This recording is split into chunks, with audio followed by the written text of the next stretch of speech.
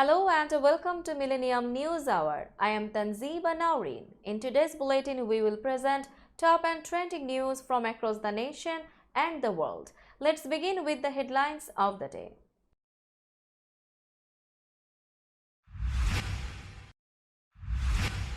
Two killed, 5 wounded at Virginia High School graduation shooting.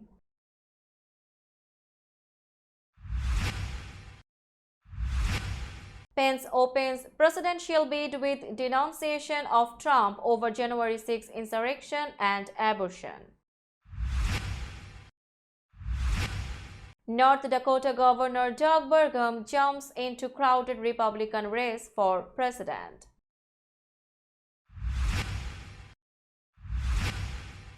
CNN oust CEO Chris Licht after a brief, tumultuous tenure.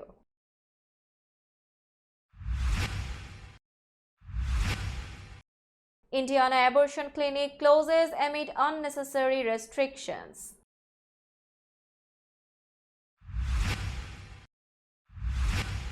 County leaders in Georgia reject election board nominee who challenged voters' eligibility.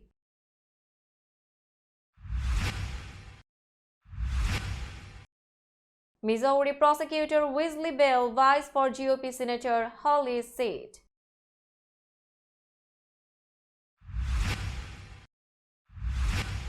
Wisconsin Senate okays bill targeting unemployment benefits.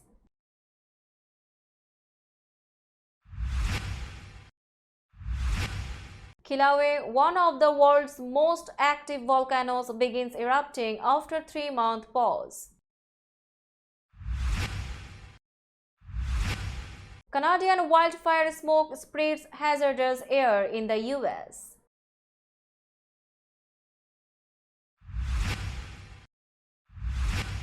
Ukrainians make desperate escape from floods after dam collapse as shelling echoes overhead. Rishi Sunak goes to Washington with Ukraine, economy and AI on agenda for Biden meeting. Pope Francis has scar tissue removed, hernia repaired during 3-hour abdominal surgery. The Iron Sheikh, charismatic former pro wrestling villain and Twitter personality, dies at 81. Lionel Messi picks MLS's Inter Miami in a move that stuns soccer after exit from Paris Saint-Germain. And Coco Gauff is 0-7 against number 1 Iga Swiatek after losing to her in the French Open quarterfinals. You were listening to headlines, now news in detail. A man armed with 4 handguns killed 2 people and wounded 5 others when he fired into a crowd after a high school graduation ceremony in city of Richmond, Virginia, police have said. Police said they arrested one suspect, a 19-year-old man, in relation to the shooting on Tuesday near a theater where the graduation ceremony had taken place adjacent to the campus of Virginia Commonwealth University. The suspect was likely to be charged with 2 counts of second-degree murder in addition to other offenses, Interim Richmond Police Chief Rick Edwards told a press conference. As they heard the gunfire, it was obviously chaos, he said. We had hundreds of people in Monroe Park, so people scattered. It was very chaotic at the scene. Edwards called the attackers' behavior disgusting and cowardly, since his dispute appeared to be with just one person. The deceased were men aged 18 and 36, Edwards said. Their names were not released, but police believe the suspect, who was not immediately identified, knew at least one of the victims. Among the wounded, a 31-year-old man suffered life-threatening injuries, and 4 other males aged 14, 32, 55, and 58 were expected to survive, Edwards said. In addition, a 9-year-old girl was struck by a car in the chaos that ensued. while multiple other people were injured in falls or suffered from anxiety, Edwards said. The suspect fled the scene on foot and was captured in possession of 4 handguns, 3 of which may have been fired, Edwards said, stressing that it was too early in the investigation to be certain. Former Vice President Mike Pence opened his bid for the Republican nomination for President Wednesday with a firm denunciation of former President Donald Trump, accusing his two-time running mate of abandoning conservative principles and being guilty of dereliction of duty on January 6, 2021. Pence, launching his campaign in a suburb of Des Moines, became the first vice president in modern history to challenge the president under whom he served. He said Trump had disqualified himself when he insisted that Pence had the power to keep him in office, even though he did not. Trump, he said, endangered my family and everyone at the Capitol on the 6th. But the American people deserve to know that on that day, President Trump also demanded I choose between him and our Constitution. Now voters will be faced with the same choice. I believe anyone that puts themselves over the Constitution should never be President of the United States, and anyone who asks someone else to put them over the Constitution should never be President of the United States again, he said.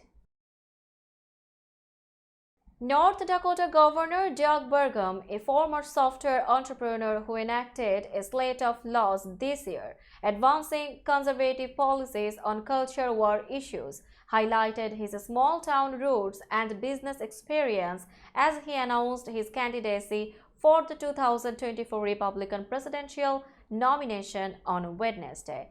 Burgum, who is 66 years old, joins a long list of contenders hoping to dent former President Donald Trump's early lead in the race. The governor of the nation's fourth least populous state made the announcement in the Wall Street Journal and kicked off his campaign in Fargo, near the tiny farm town of Arthur, where he grew up. It should not be a surprise that small town values have guided me my entire life, Burgum told the crowd. And frankly, big cities could use more ideas and more values from small towns right now. Burgum spoke under a sign declaring him a new leader for a changing economy, echoing a slogan he first used as his successful 2016 gubernatorial campaign. Re-elected in 2020, he is eligible to run for a third time in 2024.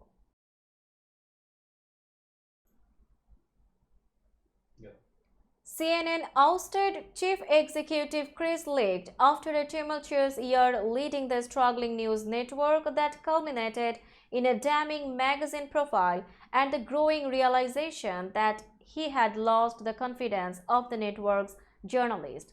The change was announced at CNN's editorial meeting Wednesday morning and came just 2 days after Licht said he would fight like hell to earn the trust of those around him. David Zaslav, CEO of CNN parent company Warner Bros. Discovery, appointed a 4-person interim leadership team and said at the editorial meeting that he would conduct a thorough search for Licht's replacement. Licht had a mandate to try and make CNN more palatable to both sides of the country's political divide. Republicans had become increasingly suspicious of the network following repeated attacks by former President Donald Trump, but some at the network saw Licht's mandate for change as a repudiation of their past work. And a live town hall interview with Trump last month drew widespread criticism. Earlier in the year, Licht revamped the network's morning show, but that proved unsuccessful and led to the firing of longtime personality Don Lemon. Efforts to build a new primetime lineup moved slowly, with Caitlin Collins only recently appointed to fill at 9 p.m. hour without a permanent host since Chris Cuomo was fired in December 2021. A northern Indiana abortion clinic will close nearly a year after the state approved a ban on the practice, with unnecessary and politically driven restrictions on abortions forcing its closure, according to a Monday announcement. Amy Hagstrom Miller, president of Whole Woman's Health Alliance, said in the statement that staff have seen over 1,100 women for medication abortions in our small but mighty South Bend clinic since it opened 7 years ago. Staff at Whole Woman's Health, which offers remote medication abortion services in Illinois, Maryland, Minnesota, New Mexico, and Virginia, will continue to offer Indiana patients telehealth services, such as referring them to other in-state abortion clinics or states where abortion is legal. Patients have not been able to physically visit the Indiana clinic since December 2022. While we will no longer provide abortions at our South Bend clinic location, our resolve to help Hoosiers is as strong as ever, Hagstrom Miller said. The Indiana clinic was one of 7 abortion clinics in the state and the sole provider in South Bend, a city close to the Michigan border and north of Indianapolis by approximately 147 miles. Elected leaders in Georgia's most populous county, a Democratic stronghold, on Wednesday rejected a Republican nominee for the county elections board who had challenged the eligibility of thousands of voters. The Fulton County Board of Commissioners voted 3-2 to reject Jason Frazier, one of 2 nominees put forth by the County Republican Party for a seat on the County Board of Registration and Elections. The commissioners voted 7-0 to approve the appointment of the other Republican nominee, Mike Hicken, as well as the reappointment of 2 Democratic nominees, Teresa Smith Crawford and Aaron Johnson, for 2-year terms that begin July 1. Fulton County has a history of election problems, including long lines to vote and delays in reporting results. After a particularly troubled primary in 2020, an independent monitor was appointed to observe the general election that year as part of a consent agreement between the county and the state election board. The monitor said the county's elections were badly managed, but he found no evidence of fraud. A black Missouri prosecutor who stepped into leadership in the aftermath of protests over the fatal police shooting of Michael Brown is running for Republican U.S. Senator Josh Hawley said, the Democrat announced Wednesday. In his campaign announcement, 48-year-old St. Louis County prosecuting attorney Wesley Bell criticized Hawley as divisive while touting his own work in Ferguson, where protests over Brown's death helped spark the national Black Lives Matter movement. Bell, who now lives in Clayton, lived 2 blocks from the Ferguson Police Department in 2014. As an angry crowd began to surround officers barricaded in the police parking lot the day after unarmed black 18-year-old Brown's shooting, Bell and a small group of other black leaders got in the middle and urged calm. Bell at the time worked as a municipal judge and attorney, and his father was a police officer. He has said he understood both sides. Wisconsin residents looking for work would face stricter requirements to qualify for unemployment benefits under a package of Republican-authored bills that received final approval in the legislature on Wednesday. Democratic Governor Tony Evers vetoed nearly identical legislation in his first term, and it's likely he will do the same this time around for the 5 measures the Republican-controlled Senate passed along party lines. Republican Assembly Speaker Robin Vos has said he hopes Evers changes his mind after voters in April approved a non-binding ballot question that said able-bodied adults should have to look for work to receive government assistance. Unemployment recipients in Wisconsin already must perform 4 work search activities each week. Under one of the bills approved on Wednesday, employers would be able to report recipients who decline or don't show up to an interview. People who have been reported multiple times and don't have good reasons for declining or missing interviews could have their benefits rescinded. Another bill would enact stricter identity verification checks for unemployment benefits. Kilauea, the second largest volcano in Hawaii, began erupting on Wednesday after a 3-month pause, U.S. Geological Survey officials said. The service's Hawaiian Volcano Observatory said in a statement that a glow was detected in webcam images from Kilauea's summit early in the morning, indicating that an eruption was occurring within the Halemaumau crater in the summit caldera. The images show fissures at the base of the crater generating lava flows on the crater floor's surface, the observatory said. Before issuing the eruption notice, the observatory said increased earthquake activity and changes in the patterns of ground deformation at the summit started Tuesday night, indicating the movement of magma in the subsurface. All activities within a closed area of Hawaii Volcanoes National Park on Hawaii's Big Island. The volcano's alert level was raised to warning status and the aviation color code went to red as scientists evaluate the eruption and associated hazards. Now it's time for global updates.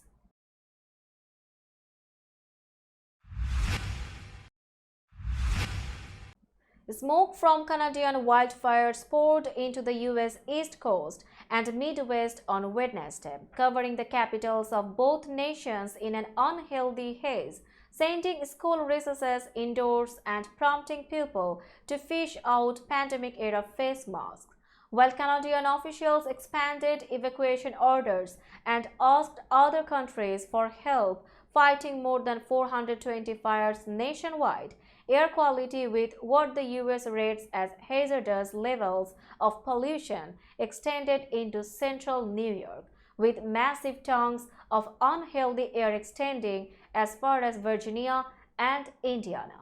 Canada's wildfire season started early this year and accelerated very quickly, exhausting firefighting resources across the country. Canadian Interagency Forest Fire Center spokesperson Jennifer Camus said. As shelling from Russia's war on Ukraine echoed overhead, dozens of evacuees on an island in the Dnieper River scurried onto the tops of military trucks or into rafts to flee rising floodwaters caused by a dam breach upstream. The unnerving bark of dogs left behind further soured the mood of those ferried to safety. A woman in one raft clutched the head of her despondent daughter. A stalled military truck stuck in swelling waters raised the panic level as Red Cross teams tried to manage an orderly evacuation. Nobody knew just how high the waters rushing through a gaping hole in the Kakhovka Dam would rise, or whether people or pets would escape alive. The scrambled evacuation by boat and military truck from an island neighborhood of the southern Ukrainian city of Kherson downstream on Tuesday testified to the latest human chaos caused by Russia's war in Ukraine. Ukrainian authorities accused Russian forces of purposely destroying the dam. Russian authorities blamed recent Ukrainian military strikes. Officials on both sides said the massive dam breach had caused no civilian casualties. The hurried escape aimed to keep it that way.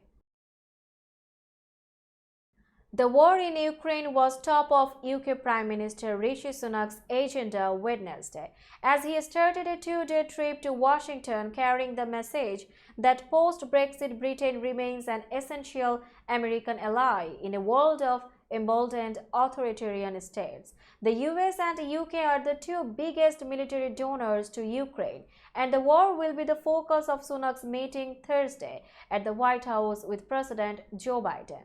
The breaching of a major dam in southern Ukraine, which sent floodwaters gushing through towns and over farmland, has given the subject added urgency.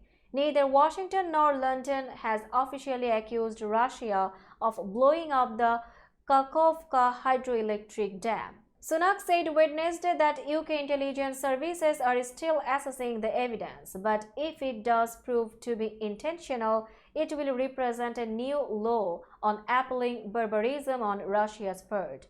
Russia, throughout this war, has used as a deliberate active strategy to target civilian infrastructure, he told broadcaster ITV in Washington. Britain and the US are lead players in an international effort to give Ukraine F-16 fighter jets, and talks are also likely to include extra air defense measures against Russian bombardment as Ukraine launches a counteroffensive to retake occupied territory. Pope Francis underwent successful surgery Wednesday to repair a hernia in his abdominal wall, the latest malady to befall the 86-year-old pontiff who had part of his colon removed 2 years ago. The Vatican said there were no complications during the 3-hour surgery, which required Francis to be under general anesthesia. Soon after the procedure, the surgeon who performed the operation said the Pope was awake and that the hernia was fixed. The pontiff was expected to remain at Rome's Gemelli Hospital for several days. As a precaution, all papal audiences were cancelled through June 18, the Vatican said. Dr. Sergio Alfieri, director of abdominal and endocrine sciences at Gemelli, who also performed Francis' 2021 colon surgery, said the Pope was alert and even joking. When will we do the third one? He quoted Francis as saying, during the operation, doctors removed the adhesions or internal scarring that had caused the Pope pain in recent months, said Alfieri, who also revealed that Francis had undergone previous undisclosed abdominal surgery sometime before 2013 in Argentina.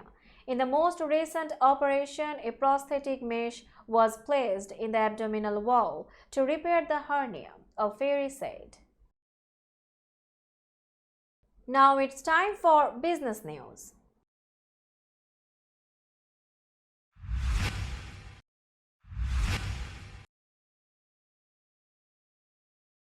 Today's New York stock close price is 15,469.63. The NYSE Composite is increased by 77.83 points or 0.51%.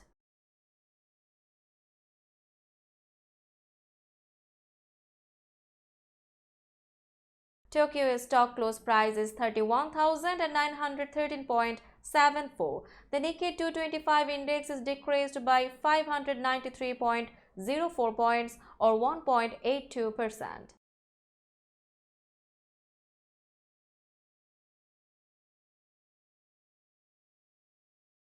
Shanghai stock close price is 3,197.76. The Shanghai index is increased by 2.42 points or 0.08%.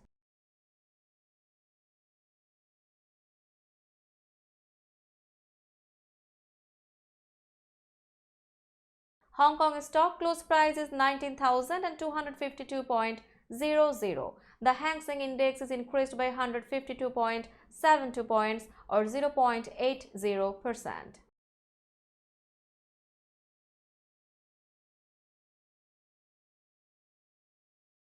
Bombay stock close price is 63,142.96. The Sensex index is increased by 350.08 points or 0.56%. Let's have a look on today's sports stories.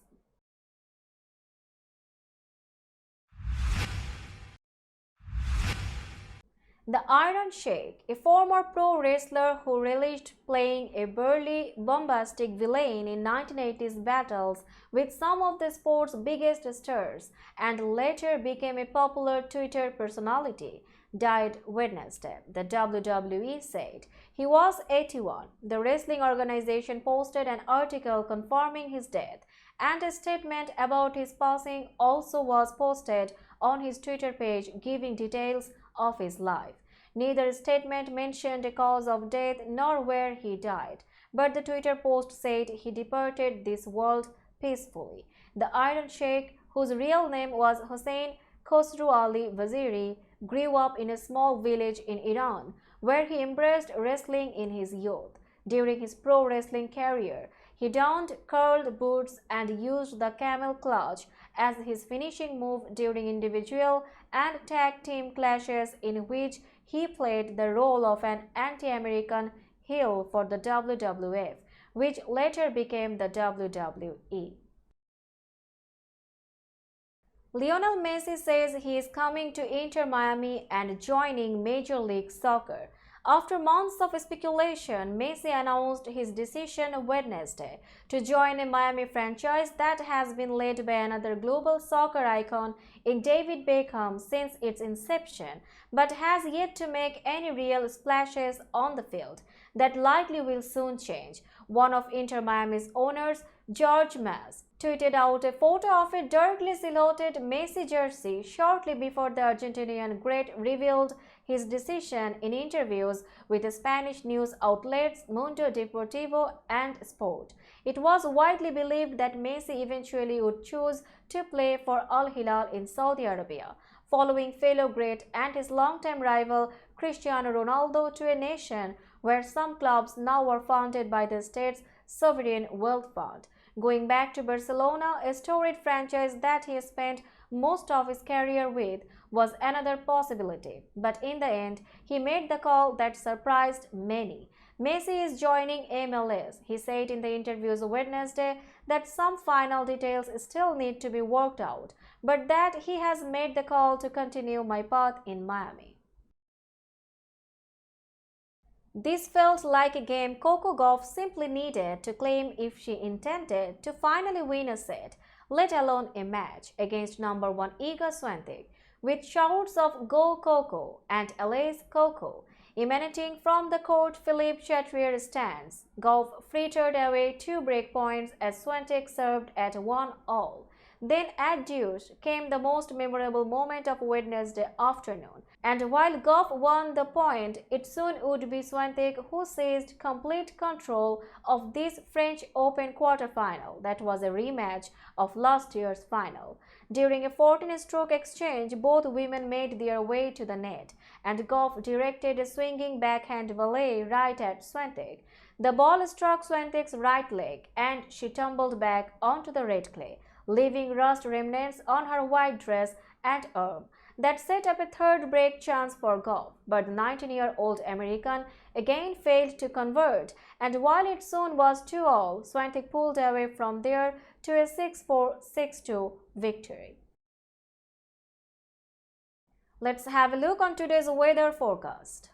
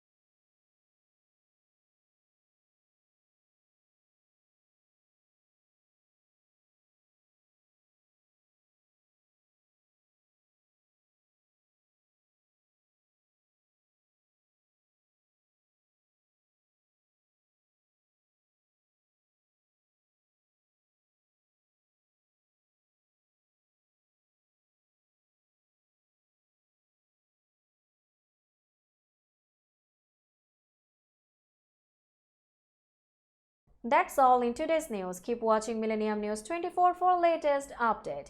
Millennium TV USA and Millennium News 24 network is transmitted and available to be watched free for all at TVs such as Sony, Samsung, LG, Roku TV, Amazon TV and Apple TV, and also in all European countries and Australia. Available with Sky Network, Worldwide Jago TV, Radiant IPTV, Worldwide Jago BD Network and Horizon Satellite globally.